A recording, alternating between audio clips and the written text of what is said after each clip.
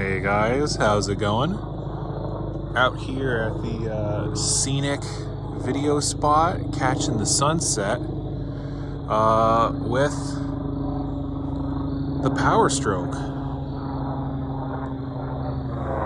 and a helicopter. Anyway, here it is. Another update on the 2003 F250 6.0 Power Stroke Super Duty. And keen-eyed, or anyone who's seen the last video on this truck, viewers, would know something is very different. Well, there's actually a few things that are different. First and foremost, she is back at stock ride height. That's right, the lift kit, the rough country lift kit is gone. We've got new front leaf springs. We have stock blocks in the back with the leaf springs that were on it before, because the rough country lift kit was just a block lift in the back, so they still kept the factory leaf springs in there. And yeah, sure enough, the clunking, popping noise that I was getting whenever I would be going over a bump or when I was turning, it was the rough country leaf spring. And you know, in rough country style, the bushings were toast and they were all bad. This passenger rear was the worst. It had actually worn through the bushing and was wearing into the actual leaf spring, and that was the source of our popping noise. So we did a whole bunch of front end work to this thing. We got new leaf springs, new shocks, new sway bar links, new drag link, new pitman arm, whole bunch of good stuff. A lot of guys, there's a lot of videos out there saying that you have to take the actual front hanger out to get the bolt out. That's not the case. I did take the front bumper off, and with that bumper out, it clears up a lot of room in there. And I don't know if I even know what I'm looking at. Okay, right there. You can see it right there. So from stock, the bolt actually comes this way. Oh, we're getting that sun hitting now. From the factory, the bolt is going this way, and a lot of people say that you can't get it out. You have to take off all these other captured nut bolts and take the whole perch out. That's not what we had to do. There are two little brackets that hold on, that support your AC condenser. We just took those brackets out and we could drive the bolts out that way. Now that might have been because they were replaced when the front lift kit leaf springs were put in. Not 100% sure, but that's how it worked out for us. And then when we put them back in, we put the bolts going this way. Just so that if for some reason we gotta take it out, it's easier to pull it out this way than pushing it out that way. But yeah, we also did new shackles, the actual metal piece, and the new bushings that go into the frame. The back, I didn't touch anything leaf spring wise. The only thing that I replaced was the U-bolts and the top plate, and put the stock spacer blocks in there. I did have one issue, and I will warn you guys about. If your top plates are rusty at all, just replace them.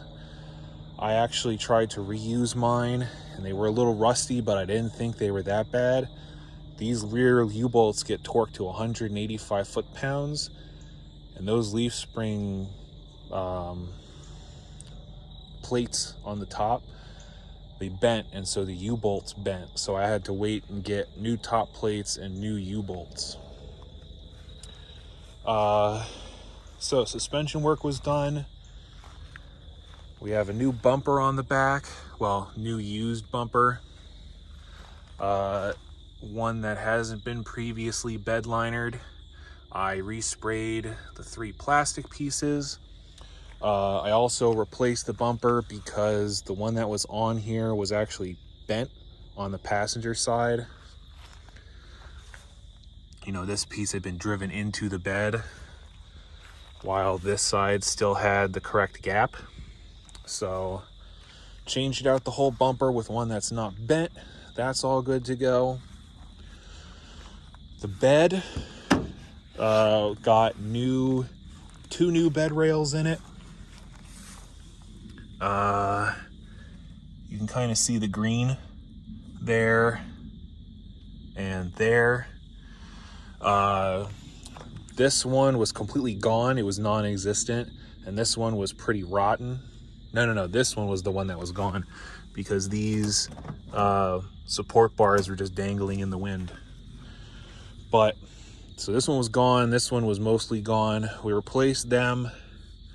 The front one was a little thin, had a couple holes in it, but it wire wheeled fine. The second to back one was really scaly, but didn't have any holes. It had rusted a little bit where it was spot welded to the bed, but those just got wire wheeled and then undercoated with the wool wax. The reason I didn't go through replacing them is I do intend on flat bedding this truck. So, you know, the bed's not going to be on here forever. So I just wanted to make it so that I knew that there wasn't any missing rails in case I wanted to put stuff in the bed. Small update. Green fuel cap. The stock one is black. And the state that I live in, you're not allowed to pump fuel. And so I wanted to put the green cap on there so that when you get the gas attendant who's not really paying attention, you tell them to fill it with diesel, but then they forget by the time they get back here and they see the black cap. I don't want this thing getting filled up with gas. And literally the first fill up I did, that exact thing happened. I told him to fill it with diesel. He forgot. He went back, grabbed the gas nozzle and saw the green gas cap and had to put it back and start over again so he could select diesel. So literally paid off my first fuel stop. The rear also got new shocks. The back of the frame got undercoated with wool wax black. I just have to do the section under the cab. I did the inside of the frame on the passenger side because that was going to get blocked off with the exhaust, so got that in there, but I still have to do the bottom and the outside of the frame. Speaking of exhaust, I got rid of the old kit that we had on here, which was I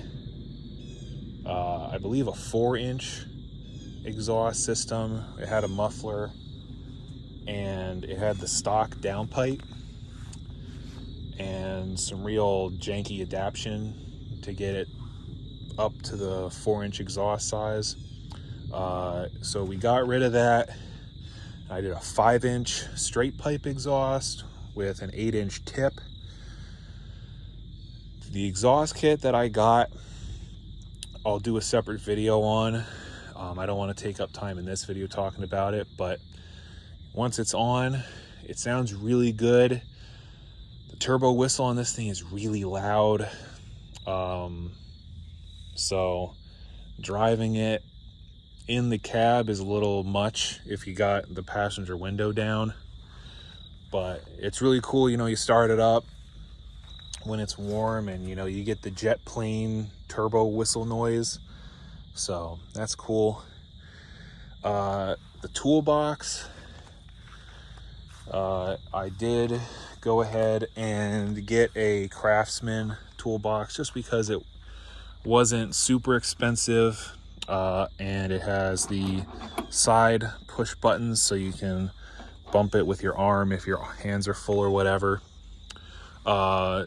Switch that out because I really wanted a toolbox that locks, mostly because I took the tools out from inside the cab and put them in here so that way I can get more foot room in there.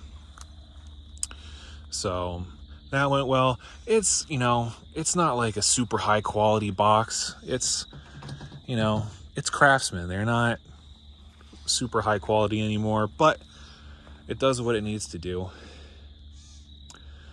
Let me see. What else did we do? There's not much new going on the interior. I did get WeatherTech floor mats in here. I think I've shown you guys before. We put the stock radio back in it. Other than that, nothing much was really done inside the cab. Yeah. So, some things that we still need to do. I need to do the oil cooler, the EGR cooler, and the turbo. I think I'm going to do the turbo pretty quick because I definitely know that it is leaking some oil into the exhaust pipe.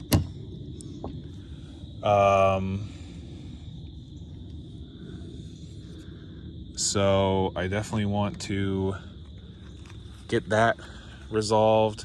It's been having oil in the charge pipes since I got it, but I went to take apart the downpipe yesterday to finish putting the rest of the exhaust on, and there was already oil in the new downpipe, some residue. So the turbo needs to get changed. I'm going to do that ASAP. The oil cooler and EGR cooler, that's going to wait until springtime. We're heading into winter. I'm not going to be doing any crazy towing or anything. So unless, you know, even in the winter I'm seeing a big spike, I'm just going to let it ride. Last winter I had no issues. Last winter the temps were much cooler than they were during the summer, obviously. The other thing we did was drive shafts. I have brand new drive shafts front and rear. The reason being, when we put the lift, we took the lift off and got it back to stock height, I realized that they must have had some other drive shaft put in. It had a double cardan joint at the transfer case end, I guess to make up for the extra length from the lift kit. So that made it unusable now that it's back to stock. So I got a new Dorman drive shaft in there. The front is not in the truck, and that is because the front yoke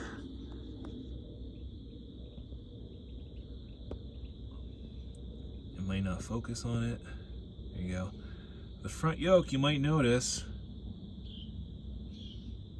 it's trying its best. See if we can get it to focus. Come on, iPhone. I thought you were good, iPhone. Anyway, the all four of the U-joint. Yeah. All four of the U-joint strap bolts, the head's stripped off of them instantly.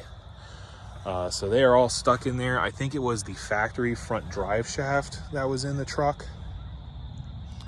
So yeah, all four of them stripped out. I actually wound up having to cut the straps and U-joint to pieces in order to get the drive shaft out. So it'll ride for now. If I really find myself needing four-wheel drive, it'll go to a shop and have the front yoke replaced. So that was fun.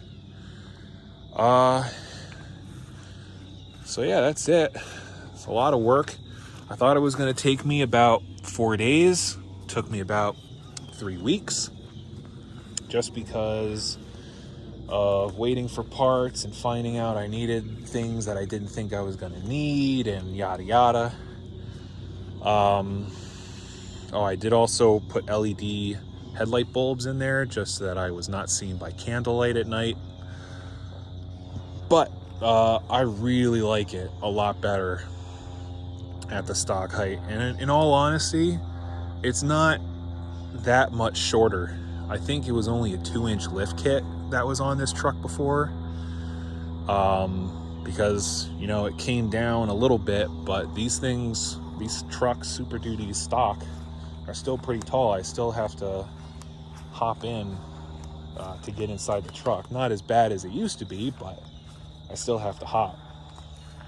So, but yeah, it drives nice, it rides nice. I'm super happy with it. So there you go, guys, and I'll catch you later.